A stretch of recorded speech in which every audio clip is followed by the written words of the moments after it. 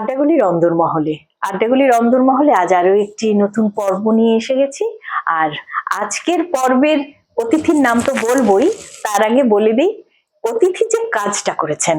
বাংলা সাহিত্যের ৩ বন্দ্যোপাধ্যায়ের এক বন্দ্যোপাধ্যায়কে নিয়ে তার কাজ, তার সাহিত্য জীবন, সাহিত্যিককে নিয়ে সাহিত্য জীবন।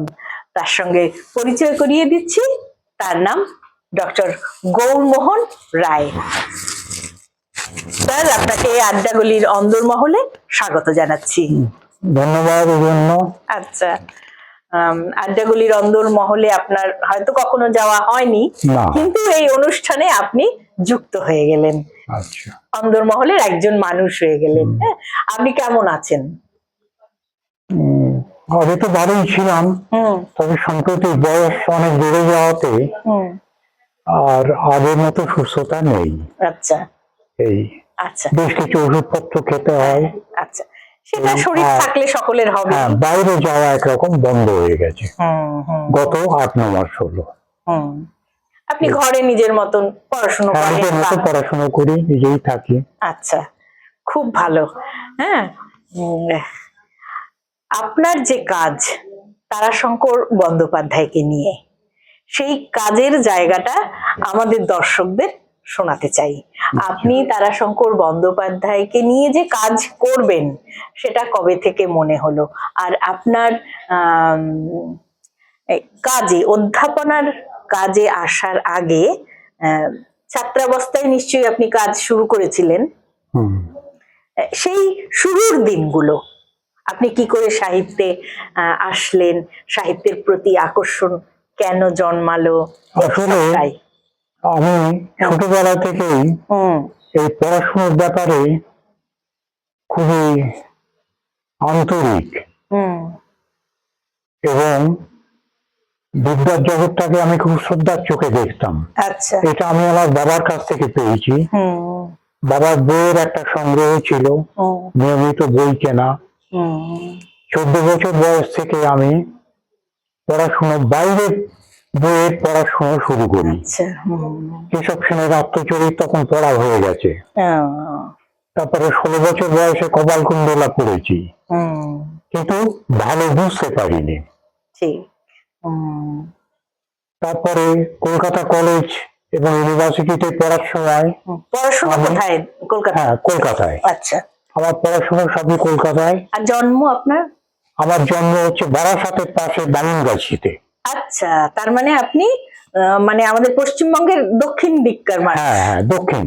আচ্ছা, কলকাতা কাছেই। আচ্ছা, 13-14 মাইল এরকম হবে, 13 মাইল এরকম হবে। আচ্ছা, কর্মসূত্রে আসা এদিকে। আচ্ছা, তারপরে তো ওই সময় আমার নানা রকমের বিদ্যা চর্চা চলতে থাকে।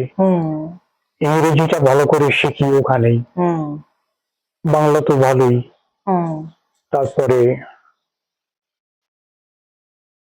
পড়াশোনা ক্রমাগত বাড়তে থাকে, আমি বই কিনতে থাকি কলেজ হিসেবে পুরোনো বইয়ের দোকান থেকে, এবং এইভাবে আমার নিজের একটা পুস্তক সংগ্রহ গড়ে ওঠে। আচ্ছা, অধ্যাপনার কাজের সূত্রে আপনি অধ্যাপনার কাজে এলাম আমি দার্জিলিং এ এলাম 59-এর 3rd মার্চ। বাহ, অনেক বছর। আচ্ছা, সেই থেকে আমি ওখানেই ছিলাম। শেষের 5 বছর প্রিন্সিপাল হিসেবে ছিলাম একটি টিচার্স ট্রেনিং কলেজে। তার আগে লরেটো কলেজে ছিলাম। আচ্ছা, এই এবং লেখার ব্যাপারে আমার সহকর্মীরা আর মাদার ডেমিয়েন খুব সাহায্য করেছিলেন। আচ্ছা, তারা উৎসাহিত করেছিলেন এবং পিএইচডির জন্য বিশেষ করে অনুপ্রাণিত করেন। আচ্ছা, তো আমি ভাবলাম 65 থেকে আমি ওখানে লিখি। নানা সভা সমিতিতে যেতাম, নানা জায়গা থেকে আমার আমন্ত্রণ আসতো বক্তৃতার জন্য, সভাপতিত্ব করার জন্য। বাংলা চর্চা কি ছিল? আমি নেপালিটা ভালো শিখেছিলাম। বাহ, ইংরেজি, বাংলা, হিন্দি, নেপালি 4টেতে আমি বক্তৃতা দিতাম ওখানে। বাহ, দারুণ। আচ্ছা, তো 1971-এ তারাশঙ্কর মারা গেলেন। তখন আমার কলিগেরা আমাকে বললেন যে এর উপর তো কোনো কাজ হয়নি, আপনি এটা নিয়ে রিসার্চ করুন। তো আমি ওইটা নিয়ে রিসার্চের জন্য মন ঠিক করলাম আচ্ছা এবং নর্থবেঙ্গল ইউনিভার্সিটিতে নাম রেজিস্ট্রি করলাম পিএইচডির জন্য। আচ্ছা, তার আগে তো আপনার পড়াশোনা শুরু হয়ে গেছে। হ্যাঁ। হ্যাঁ। এখন তারপরে তারাশঙ্করের বাড়ির সঙ্গে যোগাযোগ করলাম। বীরভূমে? তার বড় ছেলে, না, ক্যালকাটা টালা পার্কের বাড়িতে। আচ্ছা। হ্যাঁ। উনি ওইখানেই মারা গিয়েছিলেন। আচ্ছা, 71-এ। তারপরে সনদ বন্দ্যোপাধ্যায় আমার বড় ছেলে আমাকে খুব সাহায্য করেছিলেন। আচ্ছা। আর ওর পাশেই ছিলেন শৈলজানন্দ মুখোপাধ্যায়, উনিও সাহায্য করেছেন। আর শনিবারের চিঠির রজনীকান্ত দাসের ছেলে রঞ্জন বাবু আমাকে খুব সাহায্য করেন। আচ্ছা। যাই হোক, আমি দীর্ঘ 4 বছর 73 থেকে 77 পর্যন্ত, 73 থেকে 77, ওই 4-5 বছর আমার রিসার্চের কাজ চলে। আচ্ছা। ওখানে ফিল্ড ওয়ার্ক হয়, নানা রকমের বহু রকমের কাগজপত্র, ফাইল, এই সমস্ত দেখতে হয়। মূলত কোন বিষয়টা আপনি ধরেছেন? বিষয়টা আমাকে জানতে হয়েছিল। মানে আপনি ধরেছেন কোন জায়গাটা, সেগুলো একটু আমাদের দর্শকদের শোনাবো। জীবনীটা প্রথম শুরু করি। ঠিক আছে। এবং পূর্ণাঙ্গ জীবনী আমি লিখি, তার 600 পৃষ্ঠা পাণ্ডুলিপি হয়। আচ্ছা। আর তার যে 65টা উপন্যাস বা তার নাটক দিয়ে তার জীবন শুরু, গল্প, অজস্র ছোট গল্প, সেই জায়গাগুলো একটু, কোন জায়গাটা আপনাকে টানলো? 44খানা বই লিখেছিলেন তারাশঙ্কর। তার মধ্যে ছোট গল্প আছে 36টা, উপন্যাস আছে অনেক, 65টার উপর। 65টা। তারপরে সাহিত্য নাটক আছে, নাটক দিয়ে শুরু হয়েছিল। তারপরে বক্তৃতার সংকলন আছে, এইসব হয়েছে। যাই হোক, আমি সব নিয়ে গবেষণা করেছি মোটামুটি। সেই গবেষণা গ্রন্থের নাম হচ্ছে তারাশঙ্কর সাহিত্য সমীক্ষা। আচ্ছা। আর তার এটা পৃষ্ঠা সংখ্যা হচ্ছে 325। আর দুটো বড় অ্যাপেন্ডিক্স আছে, যেখানে আমি তার কর্মজীবন এবং সাহিত্য কীর্তির পূর্ণ সময় ভিত্তিক তালিকা পেশ করেছি। আচ্ছা। এই আর তার জীবনী, পূর্ণাঙ্গ জীবনী আমি প্রথম রচনা করি। সেই বইটির নাম হচ্ছে তারাশঙ্কর জীবন ও সাধনা। এই দুটি বই তারাশঙ্কর বিষয়ে আমি রচনা করেছি। আচ্ছা। এখন ওই তারাশঙ্কর সাহিত্য সমীক্ষা বইটি এমএতে, বিভিন্ন ইউনিভার্সিটিতে এমএতে রেফারেন্স বই হিসেবে এটা গৃহীত হয়েছে। আচ্ছা। এই। আর তার সাহিত্যের প্রতি আকর্ষণ, আপনি তো বললেন জীবনী আপনি করেছেন, কোন জায়গাটা আপনাকে টেনেছিল? তারাশঙ্করের সবচেয়ে বড় দিক হচ্ছে তার দেশপ্রেম। আচ্ছা। উনি তখন কংগ্রেসে ছিলেন। যাই হোক, আর কিছুদিন 1 বছর ওই প্রগতিশীল সাহিত্য সমাজের সঙ্গে জড়িত ছিলেন। গোপাল হালদার এদের সঙ্গে ছিলেন, চিমন শেয়ানবিশ এদের সঙ্গে ছিলেন। তাছাড়া ওর যে প্রথম বই চৈতালি ঘূর্ণি, সেটার প্রকাশকাল হচ্ছে 1931। কলকাতায় উনি গিয়ে থাকতেন মনোহরপুকুর রোডে, তারপরে আনন্দ চ্যাটার্জি লেনে, তারপরে টালা পার্কের বাড়িতে। এই তো ধাত্রী দেবতা খুব বিখ্যাত বই, তার মধ্যে রায়কমলের মতো ছোট গল্প বেরিয়েছে। এবং যে বইটা রবীন্দ্রনাথ ঠাকুরকে উপহার দেওয়া হয়েছিল এবং তিনি উচ্চ প্রশংসা করেছিলেন, তাতে উৎসাহিত হয়ে উনি ধাত্রী দেবতার মতো বই লিখলেন। পরে এক এক করে গণদেবতা, পঞ্চগ্রাম, এটা তো ট্রিলজি বলে, এগুলো পরে 40-এর দশকে সব প্রকাশিত হলো। এই পরে বিখ্যাত বইগুলো বেরোলো, কবি, তারপরে নাগিনী কন্যার কাহিনী, তারপরে হচ্ছে কালিন্দী, তারপরে হচ্ছে আহ তারপরে হচ্ছে আরোগ্য নিকেতনের মতো বই, মঞ্জুরি অপেরা, এইগুলো মোট 144 খানা বইয়ের অথর হ্যাঁ। তিনি। তা যাই হোক, শেষ পর্যন্ত তিনি লিখেছিলেন এবং ভারতের মোট 11টা সাহিত্য পুরস্কার তিনি পান। হ্যাঁ, সেই সেই তিনি বিদেশেও গিয়েছিলেন, হ্যাঁ, রাশিয়াতে গিয়েছিলেন। 71-এ বোধহয় নোবেলেও তার নামটা মনোনয়ন উঠেছিল, এ করা হয়েছিল, কিন্তু কোনো কারণবশত রবীন্দ্র পুরস্কার, সাহিত্য একাডেমি, বাংলা একাডেমি সবই পেয়েছেন। 11টি পুরস্কার পেয়েছেন। সেই পুরস্কারের তালিকা আমি আমার বইয়ের মধ্যে সন্নিবেশ করেছি। সবগুলো পেয়েছেন। এবং ওই যুগে তিনি সর্বশ্রেষ্ঠ সাহিত্যিক বলে গণ্য হয়েছিল। 1898 থেকে 1971 পর্যন্ত এই সময়সীমা, তার জীবন সীমা, এর মধ্যে তিনি শ্রেষ্ঠ সাহিত্যিক। কল্লোল যুগের সব প্রভাবকে অতিক্রম করে গিয়েছিলেন। এই হলো ব্যাপার। আর তার কোন উপন্যাসটা আপনার প্রিয়?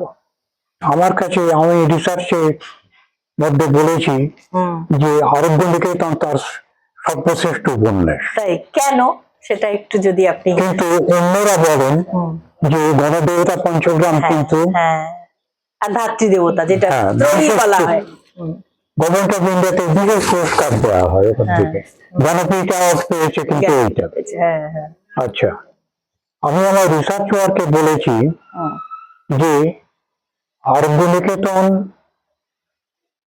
শ্রেষ্ঠতম এই জন্যে যে এর বিষয়বস্তু হচ্ছে সর্বজাগতিক, জীবন এবং মৃত্যু দুই রহস্যময় সম্পর্ক, এবং মৃত্যু যে অবধারিত, মৃত্যু আগেই তার পদক্ষেপ ঘোষণা করে, এবং মৃত্যু সংক্রান্ত যে দর্শন, সেটা ভারতীয় দর্শনের অঙ্গীভূত। এবং এই জিনিসটাকে তিনি বিশ্বের প্রথম সাহিত্যিক যিনি তাকে এই বিষয়টিকে প্রধান বিষয়বস্তু বলে গণ্য করলেন। এই জন্য আমি ব্যক্তিগতভাবে মনে করি যে আরোগ্য নিকেতনে তার শ্রেষ্ঠতম দান, সাহিত্যিক দান। আর ছোট গল্প কিরকম মনে হয় তার উপন্যাস? একটা বড় স্প্যানের ব্যাপার। ছোট গল্প তো 35টা বই আছে। আপনার কোনটা ভালো লাগে? এবং অসাধারণ ছোট গল্প তিনি লিখেছেন। তার স্টাইলের সঙ্গে অন্য সাহিত্যিকের স্টাইলের কোনো মিল খুঁজে পাওয়া যাবে না। ওই সময় বুদ্ধদেব বসু গল্প লিখতেন, অচিন্ত সেনগুপ্ত লিখতেন, কেমন, এবং আরো বড় বড় সাহিত্যিক সব গল্প লিখেছেন। বিমলকর তারপরে এলেন, তারপরে বুদ্ধদেব বসু লিখতেন, তারপরে সমরেশ বসু তো আরো পরে এলেন, 60-এর দশকে এলেন, উনি তখন বর্তমান। কিন্তু ওর গল্পের যে বিষয়বস্তু, সেটা হচ্ছে প্রধানত গ্রামীণ, একদম মানে নিম্ন শ্রেণীর। উনি যুগান্তরে দিনের পর দিন গ্রামের চিঠি বড় ধারাবাহিক ভাবে লেখা লিখেছেন। গ্রামীণ সংস্কৃতি এবং রাঢ়ের যে সংস্কৃতি, তাকে নিয়ে এত বিপুল ভাবে লেখা আর কেউ লেখেননি। আর খুব সংক্ষেপে কিছু বলা যায় না, কারণ এ নিয়ে আমি একটু বিস্তৃত ভাবে আলোচনা করেছি। আমার বইগুলো দেখে নিতে হবে। হ্যাঁ, সে তো অবশ্যই, কিন্তু এই কথাগুলো থেকে যায়, কথাগুলো আর্কাইভে থেকে যাবে, যে যার যখন দরকার তখন সেগুলো খুলে কিন্তু শুনতে পারবে। এটাও একটা, আর মুখে বলা সেটার একটা আলাদা গুরুত্বও কিন্তু রয়েছে। কবি নিয়ে আপনি কি বলবেন? কবিকে আমি মনে করি ওই 40-এর দশকেরই লেখা। কবিকে আমি তার অন্যতম শ্রেষ্ঠ কীর্তি বলে মনে করি। আচ্ছা। এবং আমি সম্প্রতি আবার কবি পড়লাম নতুন করে, আমি নতুন করে কিনলাম আর এক কপি। আচ্ছা। এবং কবি কি মনে হয়েছে, নিতাই কবিয়ালের মধ্যে যে একটা বিশাল জীবন দর্শন কাজ করেছে। সে একজন বিশ্বস্ত চরিত্রের নারী, কেমন চরিত্রহীনা, তার প্রতি প্রীণাসক্ত হয়েছে, এটা একটা অসাধারণ ঘটনা। এবং অসুস্থ অবস্থায় তার সেবা করেছে বসন, এবং তার মৃত্যুর সময়টা খুব করুণ। বসনকে বলছে, বসন, গোবিন্দের নাম নাও, গোবিন্দের নাম নাও। তারপরে সে দেশান্তরী হয়েছে, বারাণসীতে গেছে, সেখান থেকে ফিরে চলে এসেছে নিজের দেশে। কবি অসাধারণ সৃষ্টি, নিতাই কবিয়াল। একদম তাই। কারণ এইরকম চরিত্র আমি আমার ব্যক্তিগত জীবনে দেখেছি। কারণ আমার জীবন আরম্ভ হয়েছে যেখানে, সেটা হচ্ছে গ্রামের পরিবেশ। আমি কবিগান অনেক শুনেছি। আচ্ছা। সুতরাং আমি জিনিসটা খুব অন্তর দিয়ে উপলব্ধি করতে পেরেছি। কবিতার অন্যতম শ্রেষ্ঠ কীর্তি, এটা আমি মনে করি, এবং এটা বিশিষ্ট পুরস্কার পেতে পারে। স্যার, আপনার সঙ্গে কথা বলে ভীষণ ভালো লাগলো।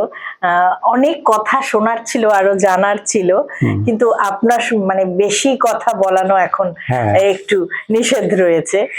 হ্যাঁ, আমার শরীরের খুব অবনতি হয়েছে, এই জন্য আপনি যতটুকু বললেন, বেশি আমি কথা বলতে পারি না। তবু আপনি যতটুকু বললেন সেটাই আমাদের মানে অনেকটা হয়ে থাকলো আর কি সম্পদ। শেষ করব আজকের আড্ডাগুলির অন্দরমহলে। আমরা অনেকটা পথ এগিয়েও এসেছি স্যারের মুখ থেকে। কবি ওনার ভীষণ প্রিয় বলে মনে হলো, এবং আমারও প্রিয়। জীবন এত ছোট কেন। এছাড়া আমি গবেষণা সূত্রে অনেক বই লিখেছি। আচ্ছা। তাছাড়া কবিতার বই আছে দুটি। আচ্ছা, যদিও সেগুলো ঠিক আধুনিক কবিতা নয়, আমি আমার মতো লিখেছি। একদম একদম, আপনি তো আপনার সময়ের মতন করেই লিখেন। আর গবেষণামূলক অনেক বই লিখেছি, সেগুলো আমি পরে দেখিয়ে দেব। অবশ্যই অবশ্যই, একদম। তো জীবন এত ছোট কেন, তা জীবন আপনি বারবার এরকম বলছেন। হ্যাঁ, তা জীবন সম্পর্কে ভালোবেসে জীবনে, আর জীবন এত ছোট কেন। একদম তাই। হ্যাঁ, আপনার জীবন অনেক অনেক দীর্ঘ হোক, হ্যাঁ, এটা কিন্তু চাইবো, এবং আসবো বারবার আপনার কাছে, কথা শুনবো। সকলে খুব ভালো থাকবেন। এই দুটো লাইন আছে, কালো যদি মন্দ তবে কেশ পাকিলে কান্দ কেন, কালো কেশে রাঙা কুসুম হেরে চুকি দুনয়নে। উনি তখন আনন্দ চ্যাটার্জি রেনে থাকেন, এবং এই গান রচনার ইতিহাস আছে। আচ্ছা, আপনি কি বলবেন একটু? সেটা হচ্ছে এই যে,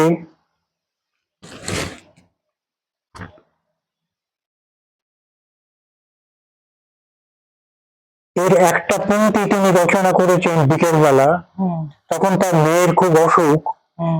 আচ্ছা, তখন দ্বিতীয় লাইনটা আর কিছুতেই আসছে না, তখন তিনি পাগলের মতো বেরিয়ে ফুটপাতে হাঁটতে লাগলেন। তখন কয়েক মিনিট হাঁটার পর বিদ্যুৎ চমকের মতো দ্বিতীয় লাইনটা চলে এলো, এবং সেই লাইনটা হলো যে, কালো কেশে রাঙা কুসুম হয়েছে কি দুনয়নে। তখন তিনি দৌড়ে বাড়ির মধ্যে ঢুকে গিয়ে লাইনটা লিখে ফেললেন। এই রকমের ঘটনা ঘটেছিল রবীন্দ্রনাথের ক্ষেত্রে। রবীন্দ্রনাথের একটি গানের দুটি পংক্তি, মানে ঝড়ের মধ্যে যখন বাড়ি উঠছে, ধুলো বাড়িতে চোখ মেলতে পারছেন না, তখন তিনি তার ঘরের মধ্যে বসে উঠে উনি দৌড়ে এসে সেই লাইনটা লিখে ফেলেছিলেন। এরকম করেই, তাই তো তারা মহান, তাই না, চিরজীবী। স্যার, আপনি খুব ভালো থাকবেন, সুস্থ থাকবেন, আপনার দীর্ঘ জীবন কামনা করি। যেটুকু পেলাম সেটুকুই অনেক। আজকের আড্ডাগুলির অন্দরমহলের এই পর্ব এখানেই শেষ করছি। আমার কাছে আসার জন্য অনেক ধন্যবাদ। আমরা অনেক ধন্যবাদ, কারণ আমি নিজেকে খুব অকিঞ্চিৎকর করে মনে করি। তবে আমি আমার জীবনে চেষ্টা করেছি দেশকে কিছু দিতে। এই আমার গবেষণামূলক কাজের সবই সংস্কৃতিমূলক রচনা, সাহিত্য এবং সংস্কৃতি এবং ভাষা নিয়ে আমি দীর্ঘদিন প্রায় 40 বছর চর্চা করেছি। লোকে আমাকে ভাষা বিজ্ঞানী বলেও জানে। বাহ, খুব ভালো। আড্ডাগুলির অন্দরমহলের এই পর্ব এখানে শেষ করছি। আবারও কথা হবে আগামী পর্বে। নমস্কার।